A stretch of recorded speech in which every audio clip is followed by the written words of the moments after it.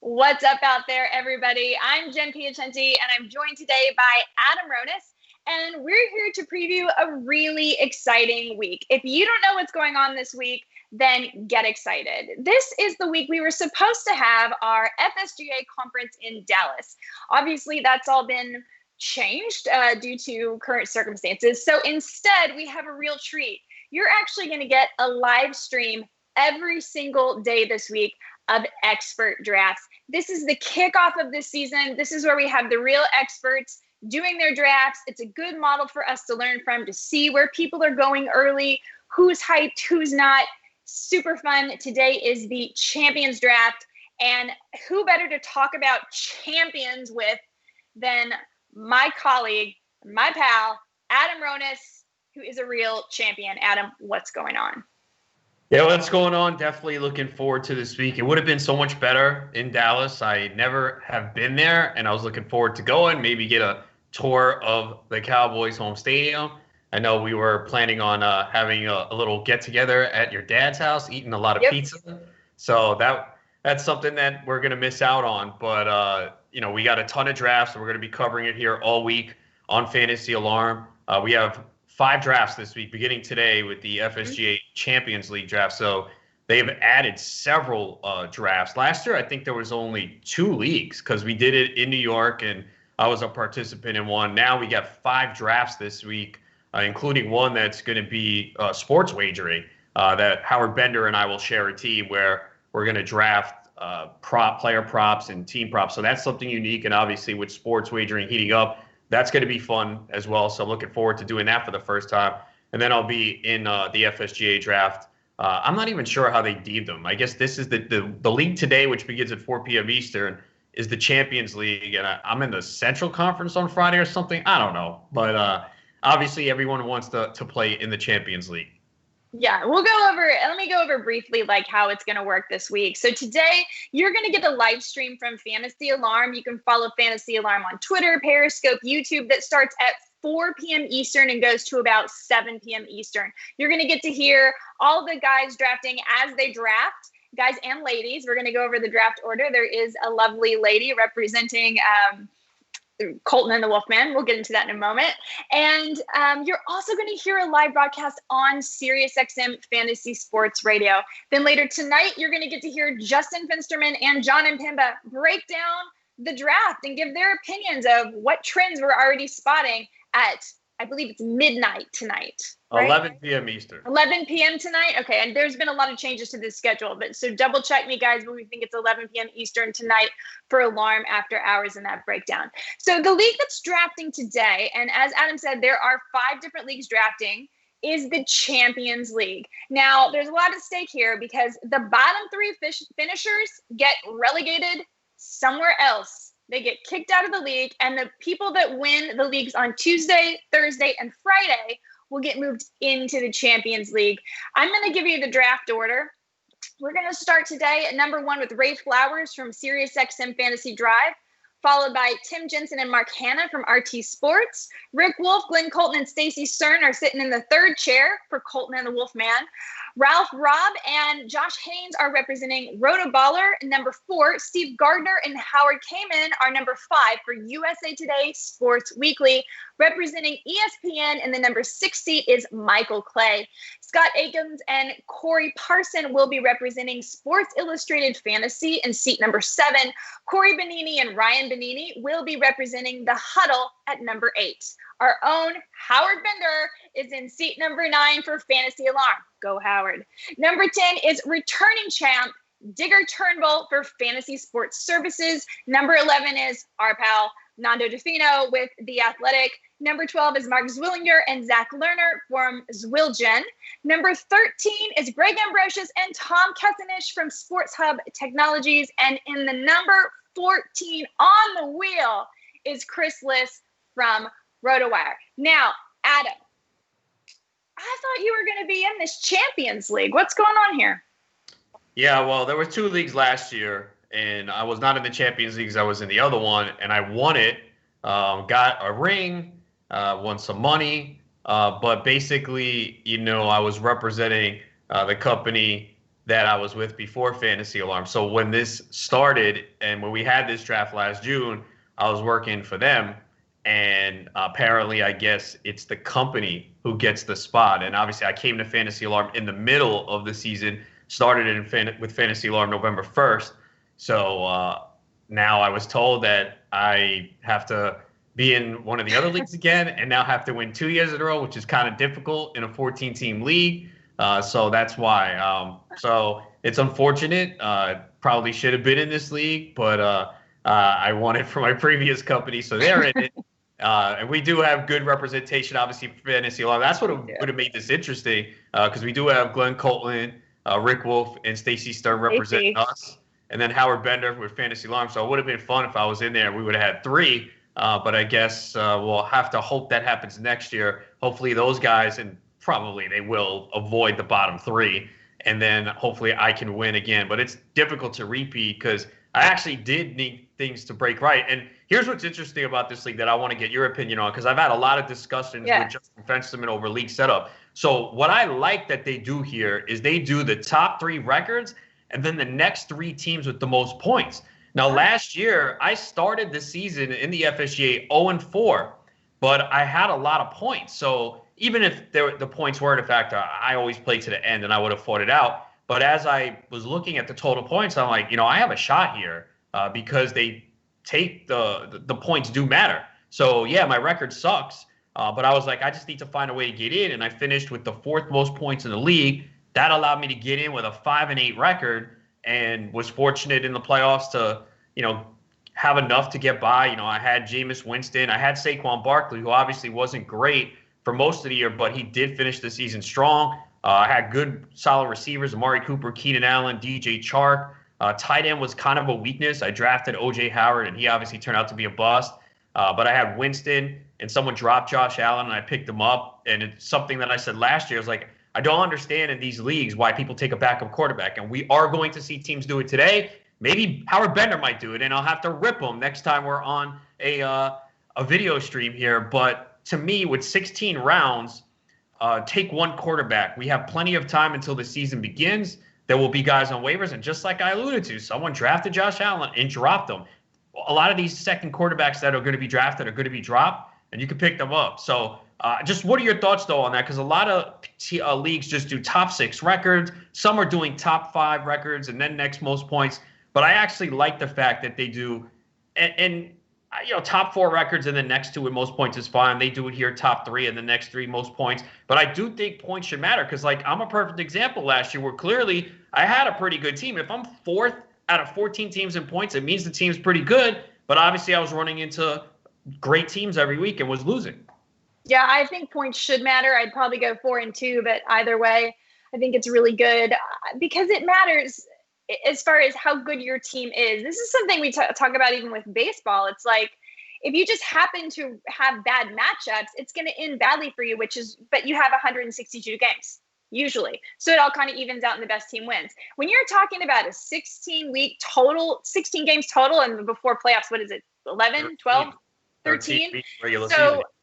Yeah, there's too much luck involved, whereas if you're consistently putting up good points, then if you're showing your team is really, really good, which is one of the things I like about Roto, because I feel like that's a way that you can consistently say, hey, I'm having the best team overall. It's not about head-to-head matchups. So I like the idea of the 4 and the 2. I think that's a good way to reward people playing well and who probably really is the best team. I know there's a situation last year where I was in an Eastern Division versus a Western Division, and the Western Division had all the good teams, and I had a better record than the person who got in from the other division by 2 more wins, but it didn't matter. So if we could have just gone to points, I could have been in the playoffs, and that's really frustrating. So I like the idea of using points as well. Let's actually talk about the scoring and how this is working. So this is a very traditional PPR league. It is not a super flex. Super flex has become very important recently. It seems to be a big trend. Also, tight end premium seem to be a bit of a trend. This is not a draft to watch if you're trying to figure out how to do a super flex or a tight end premium. This is a straight up old school PPR league. So I think one thing that I'm going to be interested in is where people take their quarterbacks and how they handle them, just like you mentioned, Adam, if they draft 2. Yeah, I think people are going to wait on the quarterback in this league. It's 4 points for a passing touchdown, so the running quarterbacks get a little bit of a boost. It's -1 for an interception. It is full point PPR, and you start one quarterback, two running backs, three receivers, one flex, one tight end, one kicker, one defense for 10 starters and 6 reserve spots. So I don't see quarterbacks going early in this. Maybe someone takes Lamar Jackson in round 2. And Mahomes maybe goes round 3, and then I think you'll see a little bit of a wait. But it is 14 teams, so that's the one thing too. Is I don't think a lot of people are playing 14-team leagues. I know my home league for many years has been either 14 or 16 teams, so this is a little bit unique. I know they have a few high-stakes leagues consisting of 14 teams, so we're used to seeing people play in 12-team leagues. So it is going to be a little bit different, and people might have a different strategy here. I think what you really need to do if you are in a 14-team league is kind of identify the scarce areas, what positions you think are deep, and you can wait on those. A lot of people feel wide receivers very deep this year. So I think you will see some teams maybe start with 2 running backs and a tight end and then say, all right, then I'll hit wide receiver.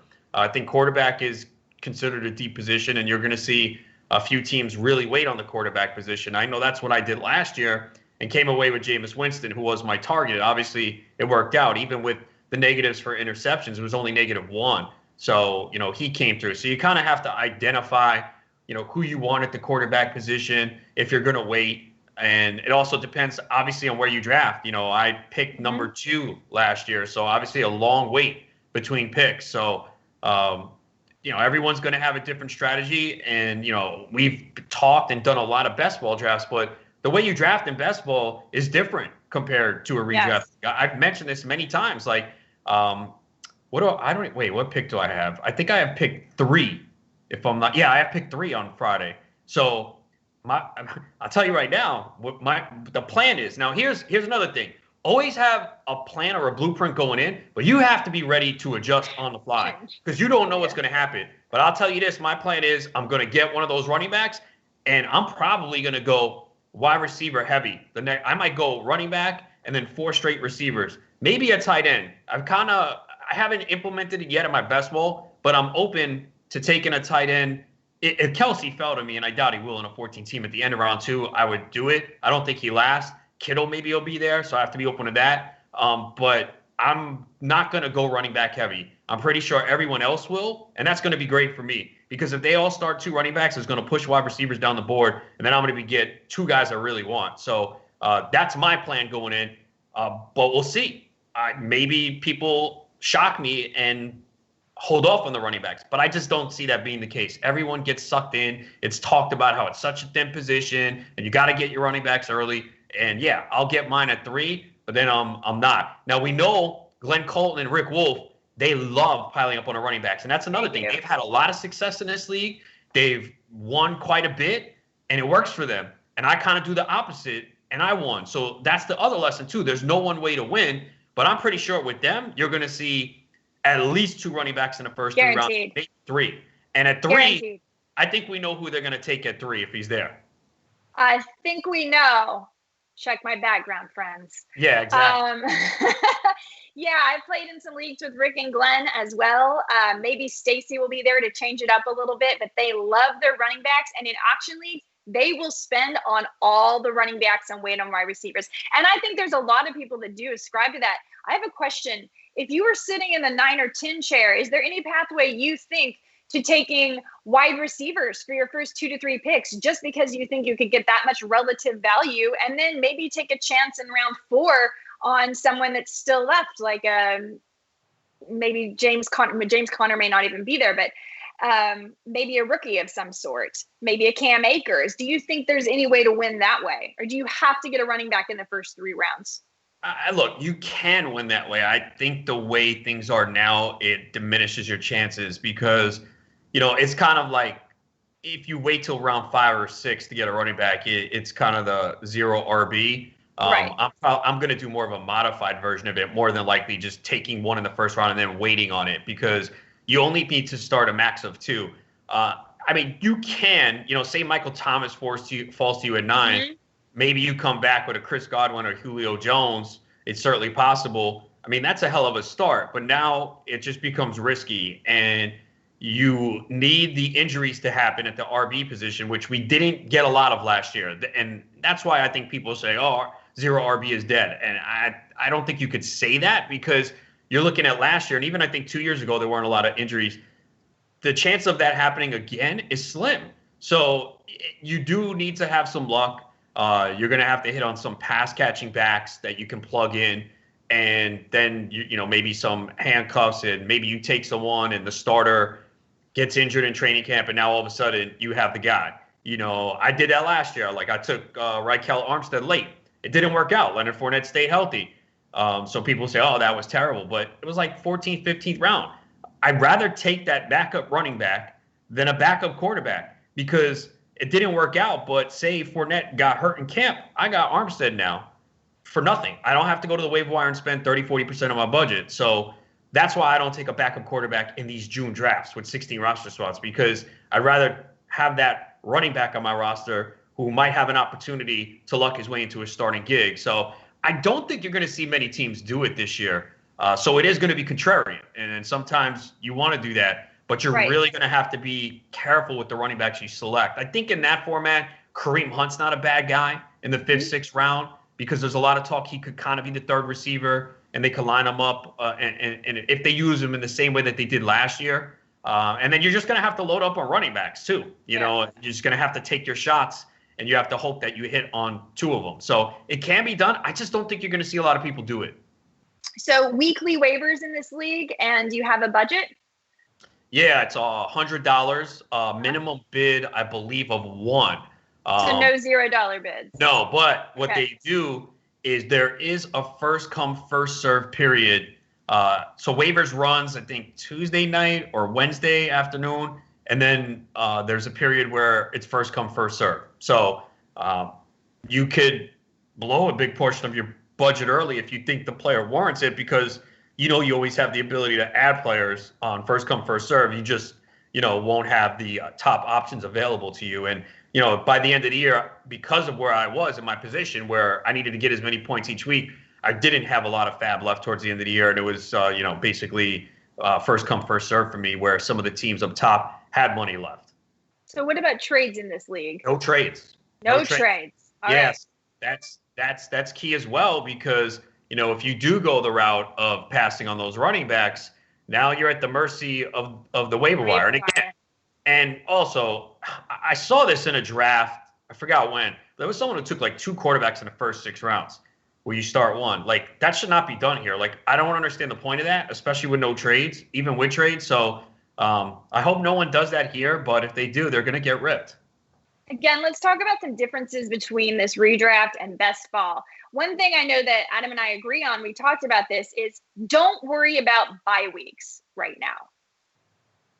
You feel the same way for this, right? Yeah, definitely. Yeah. I won't even look because so much changes during the season. Guys get hurt. You're going to drop players off your roster. So unless it's like, if it's round 4 and in that area, like, I have the receivers so tightly ranked. Like, there's so many of them I like. So say I took a receiver round 2 and 3 and they both have a week 7 bye, and I'm in round 4 and I'm decided between someone who has a week 7 bye and someone with week 8, and it's really close. Maybe in that instance I go, you know what? I already have 2 on 7. I'll take the guy on 8. But you just don't want to pass on potential players. You know, say in this league, you don't get an elite tight end, and you go, you know what? I like this tight end, but there's some questions, and I think this tight end in round 14 could break out, so I want to take him. If they have the same bye week, I don't care, because I wrote about this several weeks back. You could check it out on fantasyalarm.com, talking about bye weeks. Say that was last year, and say that second tight end was Mark Andrews, and you passed on him because the starter had the same bye week as him. I mean, you feel like absolute garbage when you watch Mark Andrews go off. So don't worry about week 7, week 8, week 9. So many things can change before then. Take the guy you like. If you feel like, hey, this tight end could break out, and yeah, he's got the same bye week as my starter, don't worry about it. You know, and maybe both guys are good, and that's a great problem to have. And then in week 7, you figure it out. Obviously, there's no trades. In a trading league, it's much easier. Right. Well, you trade one of them. But, you know, I just don't think you should pass on it, because, you know, last year we saw O.J. Howard, Evan Ingram, those guys go and imagine they had the same bye week as Mark Andrews, and you go, yeah, I can't draft Andrews. He has the same bye week as Howard. I mean, you just cost yourself a breakout player. So don't worry about it. Even with quarterbacks, again, the bad example in this draft, because me personally, I won't take a backup quarterback, and I guarantee you there will be at least 5 teams in this draft that take a backup quarterback. And, it depends. If it's like if you get the 14th quarterback off the board and then Joe Burrow's there and you really like him, fine. I can live with that. But there are going to be people who around 14 and 15, when they have a solid QB1, a Dak Prescott, Kyler Murray, they're going to take a backup quarterback. And I don't see the need to. I'd rather take a flyer on a running back that could have an opportunity to start if some injury occurs in camp. So that's what I would do. But you'll see. There's going to be at least I think half the league will take a backup quarterback. I know in my league last year, I think almost every team took a backup quarterback except me and maybe one other. And I was just stunned. I was like, all right, well, thank you. Okay, so over under 6 teams taking a second quarterback. You're taking the over? Over, yes. All right. I'll take the under just for fun. We'll make this our own little wager. Why not? I think you're probably right. But yeah, so basically, guys, what we're saying is this is an expert draft with 14 teams. But even still, we think you should take the best player available rather than just pay attention to bye weeks. You can't even make trades in this. But working a waiver wire for 1 or 2 weeks, it's more important just to have your favorite guys and not miss out on potential boom opportunity at this stage in the draft because you can't trade. So get the guys you really believe in. So I'm wondering, you think Lamar Jackson's going to go before Mahomes today?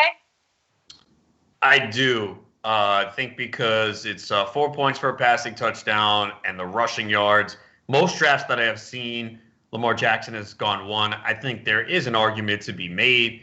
But I know Lamar Jackson came out and made some comments about a month or so ago that he was going to run last. I don't believe it. There might be some maybe less design runs. And I also think they're going to have to pass more. He had 401 pass attempts last year, but they had a lot of games. They won easy. There were a lot of games he sat in the fourth quarter, and I don't see them dominating like that again. I think they'll be excellent, but, the division got a lot better. We know Pittsburgh, with a healthy Ben Roethlisberger, is going to be much more competitive. Cincinnati's improved. They might not translate to wins, but they're improved. I think Cleveland is better, certainly upgrading the offensive line, which was their weakness. So the division is more competitive. But I think people will still look at Lamar Jackson and the floor he brings with the rushing yardage and probably expect him to improve as a passer. It's going to be tough, though. He had, a touchdown percentage of over 9%, and that's not going to repeat. We saw it a couple years ago with Patrick Mahomes. It's just something he can't do. It's really tough to get back to that mark. But I think we'll see Lamar go before Mahomes in this one. Okay. That makes sense to me. I'm wondering, is there anyone that you suspect is going to get taken earlier than the general public thinks they will? Like someone that's going to surprise us. Like I'm like, if Brad Evans were in this draft, I think he would take Keyshawn Vaughn before anyone else would take him. Like, is there anyone that you think is going to surprise us that's going to get taken a little earlier? Probably. I'm interested to see where Clyde Edwards-Helaire goes. Yeah. We've kind of seen him really get a lot of hype and keep moving up drafts. I've seen him go early as the second round, and I think we might see that in this one. Maybe 14 teams, because people will need that running back. Mid-second round. I'm interested to see where like a Calvin Ridley goes. He's someone I've been talking about all offseason, and I just see him getting so much hype now. So he's been moving up. Maybe he makes his way into round 3. It's certainly possible in a 14-team league. And I'm interested to see where Deebo Samuel goes because of this injury. I'm kind of scared off from him. I know there's talk that he might be ready for the beginning of the season, but we've seen these Jones fractures. They can be tricky. And he's a player, I think, in this format that I wouldn't take. There's no injured reserve spots, I don't think. I'm trying to remember. Is there one in this one? I don't think there is. If there is, it's only one. And that's something we talked about, too, about what are we going to do with COVID?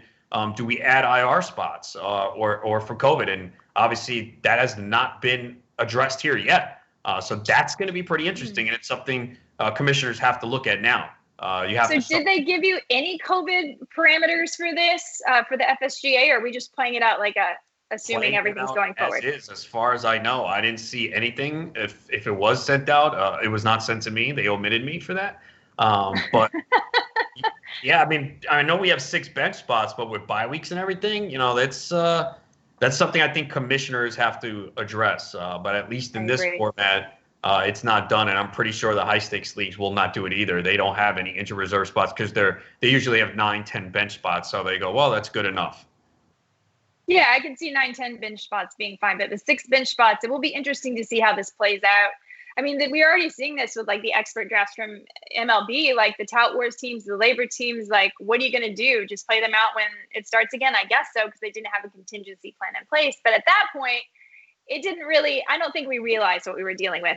Now it seems like I would recommend to commissioners that you do have some sort of plan in place before you do a draft, just to save yourself the headache later.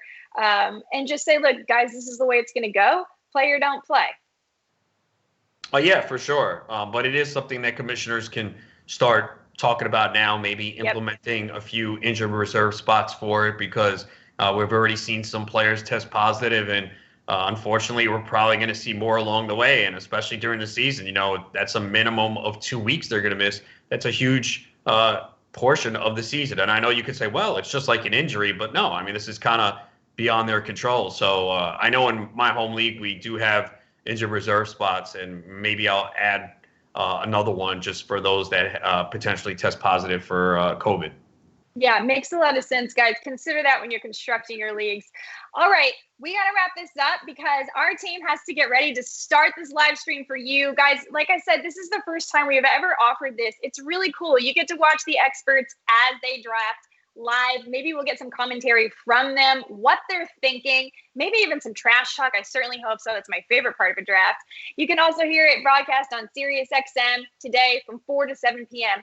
Every day this week, you're going to get tons of coverage. We're going to have the live stream starting at 4 p.m. every day, 4 to 7. And then again, it will be rebroadcast on Sirius XM in the evening, followed by a recap on Alarm After Hours with Adam, myself, Justin Finsterman, and John and Pemba. So lots of really cool stuff to think about, especially this props and sports bets draft on Wednesday. So that's going to be really interesting. It seems to me that's a lot of the future, especially with COVID-19. I think that we all need to talk about sports wagering and options to keep playing, even if the season gets shortened, and player props and team props are a great way to do that. So you guys stay tuned. Adam, thanks for talking with me today. I have no doubt that you're going to finish strong, probably end up in this Champions League where you belong next year. I certainly hope so. Well, I'll be in the mix. I don't know if I'll be able to win it again. I hope to. It's hard to repeat, but I will be in the mix until the end of the season. I can guarantee that.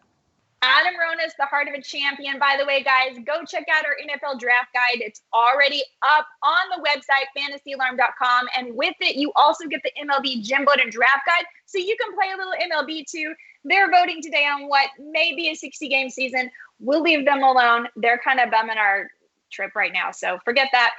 Have a great week, you guys. Tune in at 4 p.m.